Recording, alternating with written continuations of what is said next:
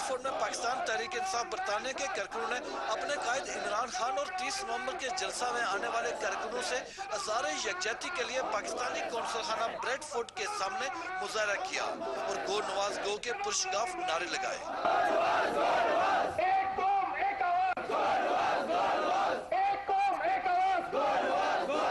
مظاہرے کے شرکا سے تحریک انصاف کے مقامی رہنماؤں سابق صدر یاکشار رہنمبر آصف خان، سابق سیکرٹری جنرل شرجیل ملک، ڈیوزبری کے صدر مدثر علی اور ڈانکاسٹر سے عرفان محمود سمیت دیگر مقررین نے حکومت پاکستان کو تنقید کا نشانہ بناتے ہوئے 30 نومبر کے تاریخی کامیاب جلسہ کو ناکام بنانے کے لیے کارکنوں کو روکنے کی ناکام کوشش اور پاکستان کے سب سے بڑے نیوز چینل ARY نیوز کی غیر قانونی بندش پر سخت الفاظ میں مذمت کی۔ ARY پر بھی پابندی انہوں نے لگا دی ہے، تو اس کو ہم اسٹرانگلی کنڈیم کرتے ہیں۔ ساتھی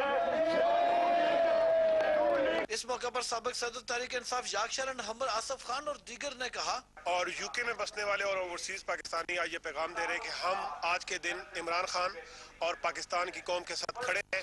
انشاءاللہ نواز شریف کو جانا ہوگا، انشاءاللہ پاکستان میں کرپشن کا خاتمہ ہوگا اور انشاءاللہ پاکستان میں ایک نیا سسٹم آئے گا اور یہ نظام انشاءاللہ پاکستان سے جائے گا۔ عمران خان صاحب کے ساتھ یکجہتی کا اظہار کرنے کے لیے اکٹھے ہوئے ہیں کہ اوورسیز پاکستانیز اور اوورسیز کشمیریز دل و جان سے آپ کے ساتھ ہیں اور اس مکمکا کے نظام کے خاتمے تک آپ کے ساتھ رہیں گے۔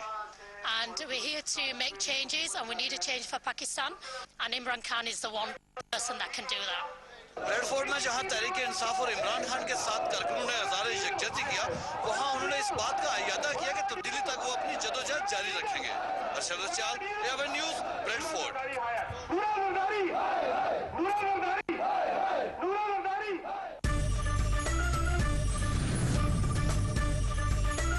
صرف ARY نیوز پر